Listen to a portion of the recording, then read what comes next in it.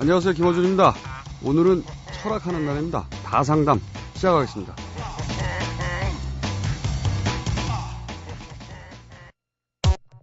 김어준의 색다른 상담소.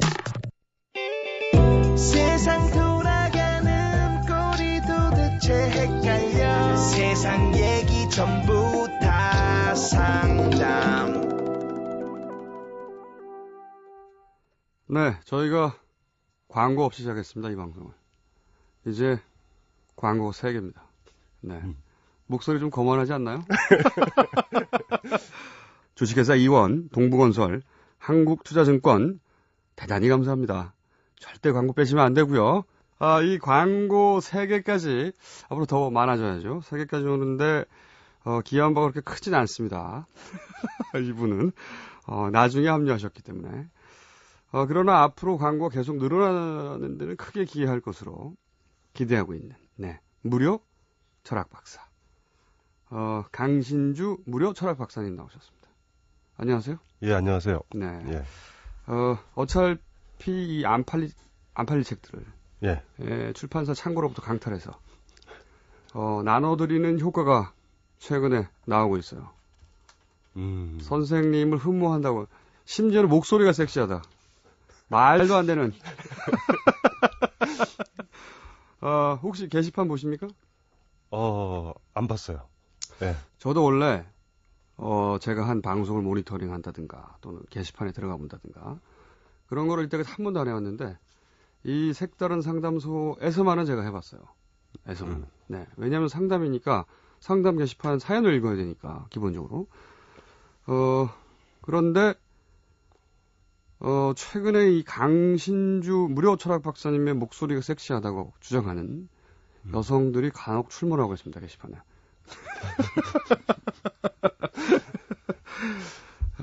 책 효과다, 이것은. 라고 저는 생각합니다. 어떻게 생각하시죠? 그쵸, 아무래도. 그쵸? 아무래도 책을 받을 수 있으니까. 굉장히 쑥스러워 하시면서 예. 책으로 받아버리시네. 예. 네. 저 같은 경우는 이럴 경우는 바로 그게 아니라고 주장할 텐데. 예. 네. 그러면은 이 책을 받으실 분들, 혹시 책을 정말로 보내주는지 의심하시는 분들이 있어요. 네. 왜 의심을 하는지 모르겠네요. 예. 글쎄, 시대에 대한 불신일까요? 사회가 뒤숭숭하니까. 네. 그래서, 그분들, 들으시라고 저희가 이 방송 끝날 때 책 보내드릴 분, 성함 읽어드립니다. 자, 그럼 사연 먼저 들어보겠습니다. 오늘도 역시 익명을 요구하신 분입니다. 저는 서울에 있는 괜찮은 4년제 대학을 장학생으로 졸업했고 직장도 안정된 좋은 회사고 친구들보다 연봉도 많이 받고 외모도 성격도 괜찮은 편입니다. 친구들은 그래서 너는 걱정거리 하나도 없지? 란 말을 자주 하죠. 그런데 전 저희 집에 사실상 경제적 가장 역할을 하고 있습니다. 제 월급은 집안 생활비로 쓰고 1년 전까지 새 동생의 학비를 댔습니다. 사람들은 이런 상황을 거의 모릅니다. 문제는 이런 부분 때문에 남자를 만날 때 어느 동네 사느냐, 부모님은 뭐 하시냐 라는 질문을 받으면 저도 모르게 위축이 되고 만나기가 싫어집니다. 이런 자격지심이 커지다 보니까 이젠 그냥 남자만 안 사귀면 되잖아 라는 생각까지 하게 됐어요. 연애 자체를 포기하게 된 거죠. 저는 어떻게 해야 할까요? 덧붙이자면 제 주변 지인들은 이런 제 속도 모르고 늘 대기업에 다니는 강남 사는 남자 등등 너무나 좋은 남자들을 소개해 주려고 합니다. 물론 다 거절하고 있죠. 아니, 왜 거절하고 있을까? 땡큐인데. 사연을 요약하면은 안정된 직장, 외모, 성격 다 좋은데 이제 흔히 말하는 소녀가장 역할을 하고 있는 거죠, 지금. 예. 네, 가족 부양을 책임지고 있는데. 그래서 남자들이 주소, 사는 곳, 부모 직업을 물을 때마다 위축돼서 아예 연애를 포기한다. 어떻게 보십니까? 일단은 뭐 자존심이 상당히 강하신 분은 뭐 확실하죠. 확실한데 이제 중요한 게 좀 이렇게 접근해야 될 일일까. 그리고 1년 전까지 학비를 다 댔다 그러니까 네. 지금은 아마 학비를 안 되는 것 같기도 하고 그 근본적인 사실은 해결책은 그 이분 같은 경우는 집을 나와야 된다라는 쪽이에요. 저는 집을 나와서 경제적인 거 생활비는 붙여주세요. 네. 오히려 지금 문제는 이렇게 지금 얘기를 하고 있지만 이렇게 바닥에 가다 보면 남자를 만나는 것보다 집에 있는 게 더 안정적이다라는 그게 분명히 있어요, 지금요.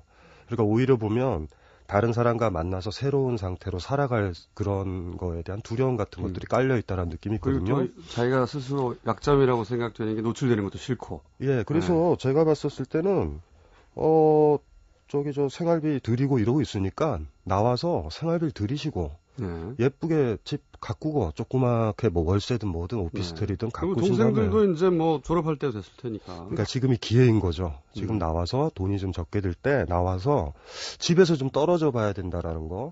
그리고 가장 역할을 본인이 떠맡고 있다라는 느낌을 지울 수가 없어요. 지금 그렇죠. 네, 그래서 자기가 에너지를 가족한테 쓰면서 어쩌면은 연애에 대해서 사랑에 대해서 무서워하고 있다는 게 정확한 그런 거거든요. 그래서 마치 자기는 다 할 준비가 돼 있는데 안 한다라고 얘기를 하고 있지만 제가 봤을 때는 아직 좀 어리신 것 같다라는 느낌. 그래서 바깥으로 나와야 된다. 나와가지고 그때 돼서도 이 상담 여기 이제 상담에 보내시면 아마 이게 다른 내용이 나올 거예요. 그때는 제가 보기에는요 나 상담이나 애 상담 쪽으로 가야 될 것 같은데. 예, 예. 이런 생각도 들었어요. 저는 사연을 듣다가 어느 동네에 사느냐 이 질문에 위축되는 게 사실 우리 사회에서는 주소가 하나의 계급이잖아요. 그렇죠. 네. 예. 제가 어떤 얘기를 많이 들었냐면 신혼부부들이 집을 구할 때 강남에서 구하면 사실은 다른 지역에서 절반밖에 안 되는데도 크기가 굳이 강남에서 집을 구하는 신혼부부들을 많이 봤어요. 저는. 예. 네. 그래서 뭐 그런 주소를 통해서라도 뭐랄까요, 자기 사회적 가치를 높이고 싶은 사회적 자존감이 거꾸로 낮은 거죠. 예. 그런 것도 작용을 한 것 같고 우선 이분한테도 그죠? 근데 저는 제가 이 얘기를 왜 꺼냈냐면 이런 그 행태들을 보면 저는 항상 초식동물 사회라는 생각이 떠올라요. 초식동물이요? 네, 어떤 의미냐면 초식동물이 모여 살잖아요.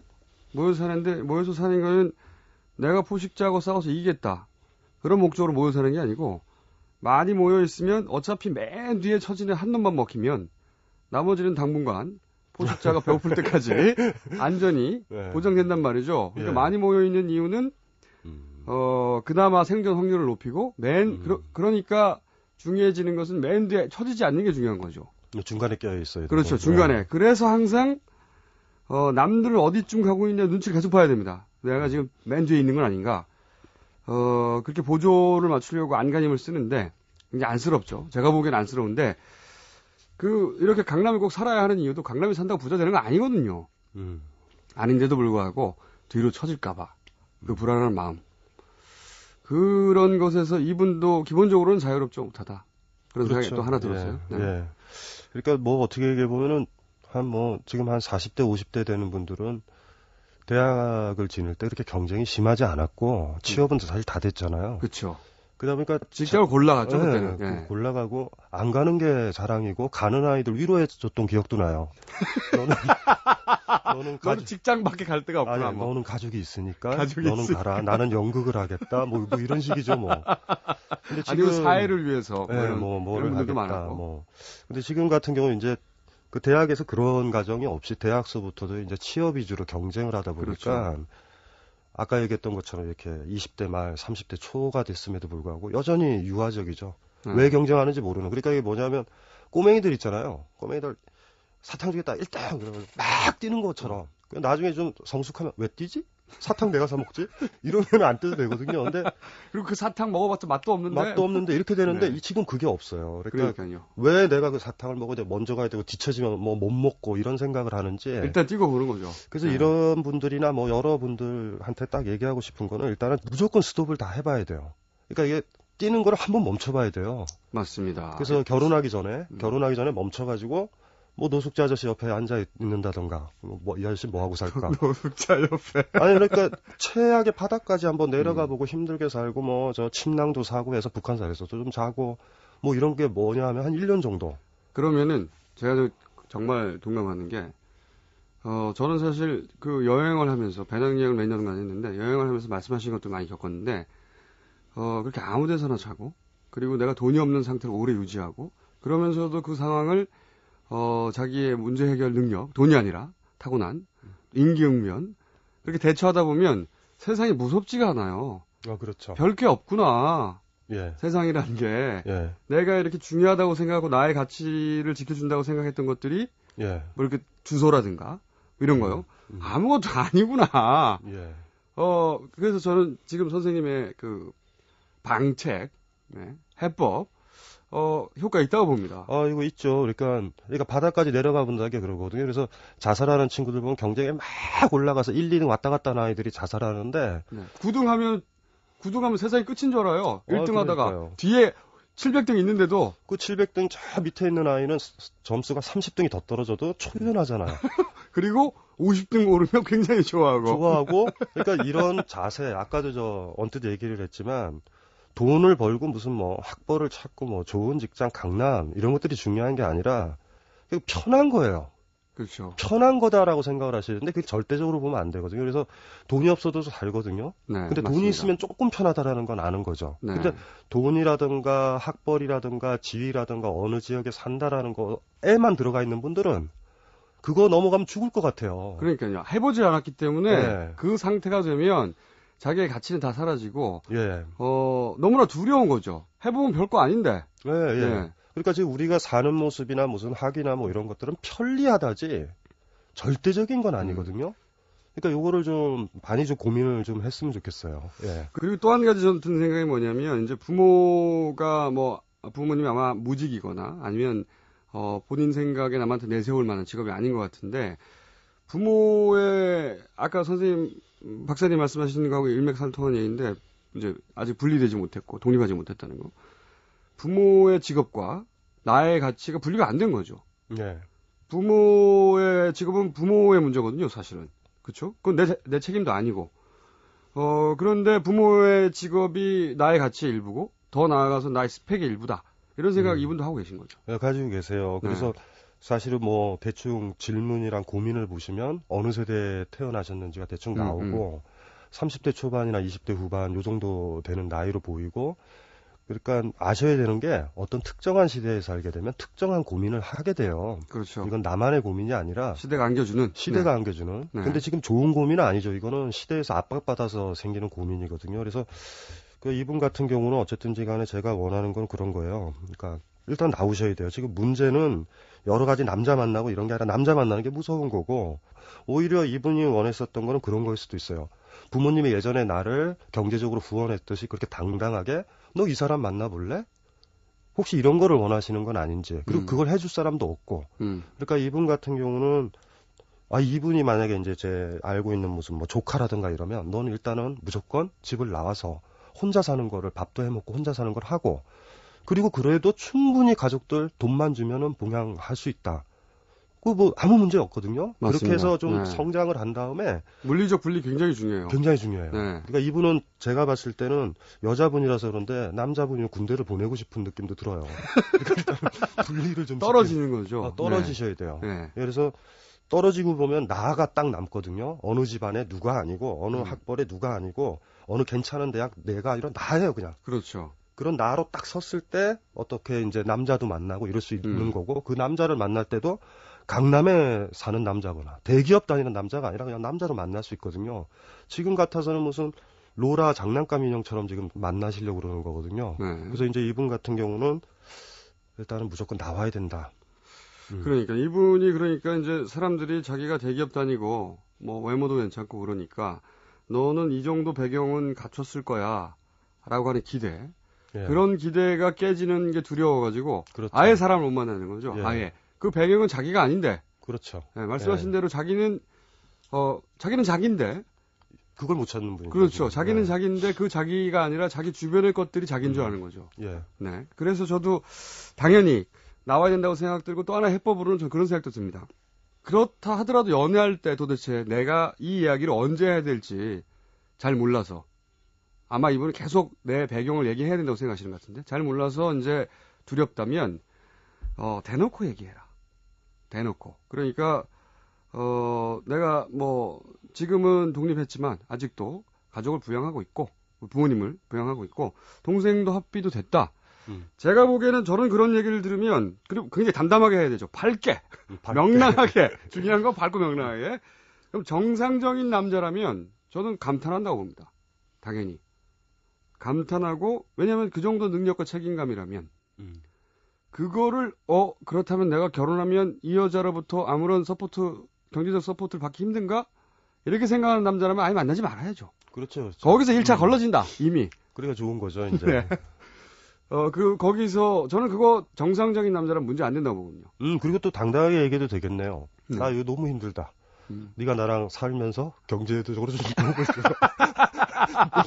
이렇게 더 적극적으로. 내가 나가면, 좋으면 그 정도 해줘야 되는 거 아니야? 이렇게. 뭐 이렇게. 그죠? 네. 그래서 1차 걸러내는, 네. 그거 괜찮은 것 네. 같아요. 우리 좋은 조건일 수 있네요. 그렇죠. 네. 내가 이 정도 능력과 책임감은 있고, 이때까지 책임있게 살아왔어. 음. 나 괜찮은 여자인데, 나 이 정도인데 감당할 수 있어? 나? 그런 거죠. 너, 그리고 나 필요하면 좀 서포트 해줄 수도 있어야 돼. 네, 그럴 자신 당당하게. 없으면 만나지 말자. 저는 근데 정상적인 남자라면, 정상적이고, 튼튼하고, 자존감이. 그럼 당연히, 이 여자가, 근데 좀 걱정스러워요. 정상적인 남자가 많이 없어요. 이 문제가. 거기 또 함정이 있었네요. 아주 많이 걸르셔야지 될 것 같다라는. 그래서 저는 이걸 네. 테스트로 쓸 수 있다. 있어요. 네. 네. 또 하나는 또 그런 생각도 들어요. 뭐냐면 사람들이 이제 자기 약점을 자꾸 숨기려고 하는데 약점을 턱 내놓는 사람들 보면 오히려 섹시합니다. 멋있죠. 네, 오히려 섹시해요. 사람들이 진짜 섹시할 때는 자기 약점을 아무렇지도 않게 다룰 때, 예. 막 자기 약점을 스스로 막 농담으로 삼고 아무렇지도 않게 삼을 때 진짜 섹시하거든요. 근데 그걸 모르고 거꾸로 그걸 숨기려고 완야지를 얼마나 쓰는지 애처롭다. 네. 그런 그 일종의 자기 연민을 연애의 기법으로 사용하는 분들도 꽤 있죠. 있죠. 네, 남자들 중에 특히. 울지 않았으면 좋겠어요, 좀. 특히, 요거 연애 상담에도 꽤 중요한 포인트인데요. 특히 남자들이 비장한 목소리로 술 마시고 울 때, 뒤통수를 한 대 때려주세요. 여자들이 제일 싫어하죠. 아니, 근데 넘어가는 또 분들도 있어. 멍청한 여자들도 있어요. 그거, 뒤통수 때려주면 금방 돌아옵니다. 네. 네. 까불지 말라고. 네. 네. 그리고 기본적으로 남자는 잘 못 울어요. 우는 거 다 거의 연기다. 이렇게 보시면 돼요.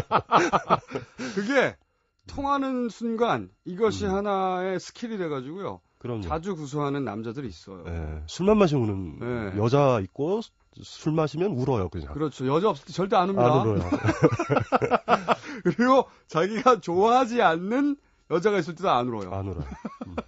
뭔가 어필하고 싶을 때. 예. 저는 그것을 자기 연민의 연애적 스킬이라고 부르는데 연애적 활용. 네. 그런 분들은 조심하시고. 조심하셔야 되죠. 네. 어쨌든 이분은 박사님 말씀대로 집을 나와야 하고 예. 그리고 저의 아이디어 먼저 내놔라. 약점이라고 생각되면 남자 만날 때 예. 거기서 필터링 된다. 활용하라. 네. 요 정도면 되겠습니까?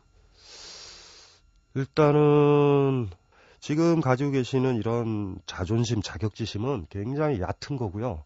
진정한 그 자존심이라 하면 자기 독립에서 오는 거니까. 거의 출발점이죠. 그거 네, 없이는 뭐 사실은 네. 자존감이랑은 없다라고 독립된 사람만이 누구를 사랑할 수 있는 거지. 네. 의존적인 사람이 누구를 사랑했다가는 상황이 변하거나 뭐 예를 들면 남편이 또 경제가 약하면 바로 또 헤어질 수도 있는 거고 아주 안 좋아지죠. 그러니까 어쨌든 강한 독립. 지금은 어쨌든 자존심 강해 보이지만 제가 봤었을 때는 이건 자존심이 아니고 그렇죠.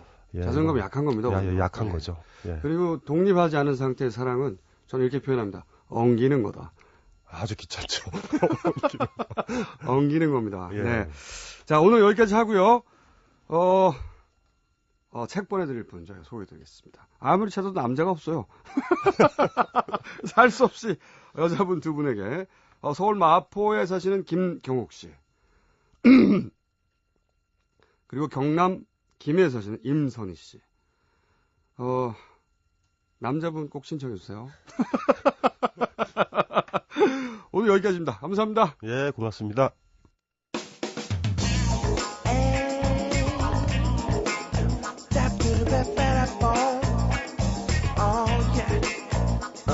뭔가 at the 타고 제법 욕인 하고 결국 통쾌한 상담.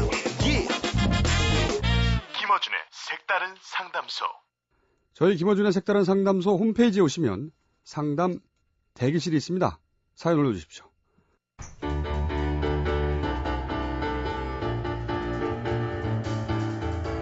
스스로 약점이라고 생각되는 지점, 바로 그 지점을 정면으로 아무렇지도 않게 막 다룰 때, 그때 그 사람은 정말 섹시해집니다.